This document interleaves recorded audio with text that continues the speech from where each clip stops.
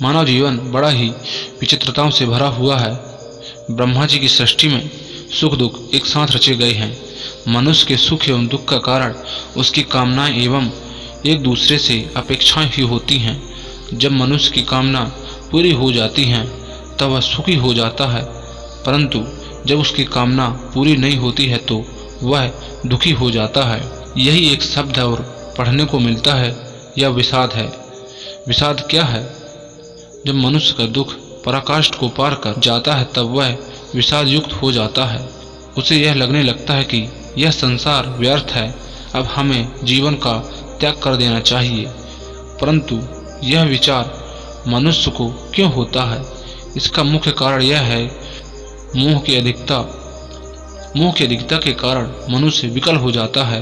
महाभारत के युद्ध में अर्जुन भी मोह से ग्रसित होकर विषाद युक्त हो गए थे।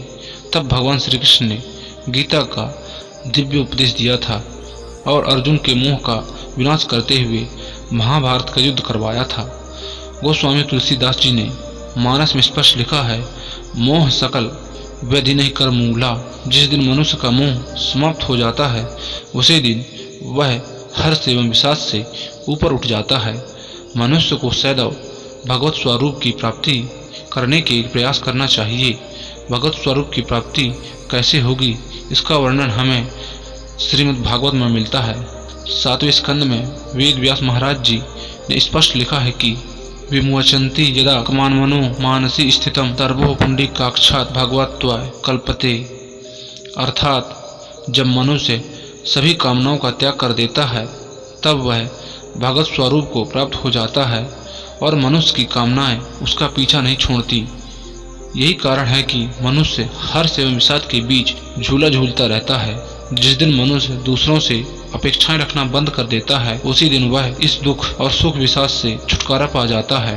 आज हर घर में महाभारत मची हुई है। पिता पुत्र से दुखी है, पुत्र पिता से दुखी है, पति पत्नी से दुखी है तो पत्नी भी पति से दुखी है। इसका यही कारण है कि एक दूसरे से अपेक्षाएं रखना तथा मोह की अधिकता।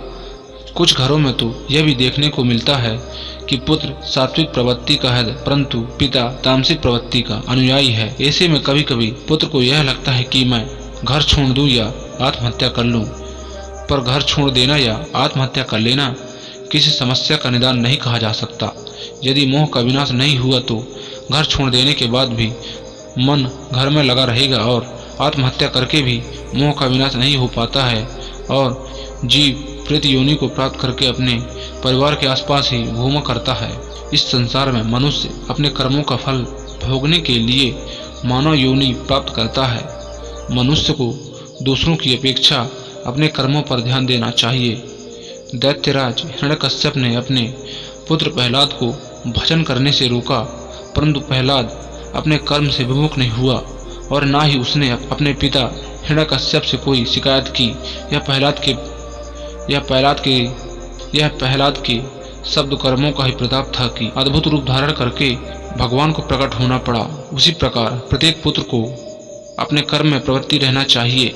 यह संसार का कर्म क्षेत्र है, यहाँ जो जैसा करेगा उसको वैसा फल मिलना ही है। दूसरों के कर्मों से सुखी या दुखी न होकर के हम अपने कर्मों पर ध्यान दें, क्योंकि मनुष्य को अपने ही कर्मों का फल भोगना पड़ता है। ऐसी स्थिति में मनुष्य अर्जुन की तरह विचलित हो जाता है, जो आज कलयुग में यदि भगवान कृष्ण जैसा सद्गुरु नहीं मिल सकता तो उनकी वाणी अर्थात भगवत गीता मनुष्य को सद्गुरु के रूप में मार्गदर्शन कर सकती है। ऐसे मोह एवं विषाद में फंसे हुए मनुष्य को श्रीमद् भागवत गीता का अध्ययन करते रहना चाहिए, जिससे कि ऐसी विषम परिस्थिति में से ऊपर उठने का मार्ग मिलता रहे। अन्यथा परिवार के मोह में फंसकर मनुष्य अपने कर्मों से विमुख हो जाता है। आज मनुष्य के दुख एवं विषाद का सबसे बड़ा कारण अपने धर्म ग्रंथों एवं सद्गुरु से विमुखता भी कही जा सकती है। प्रत्येक मनुष्य को इन परिस्थितियों से बचने के लिए अपने धर्म ग्रंथों का अध्ययन एवं सद्गुरु के सत्संग में रहना चाहिए।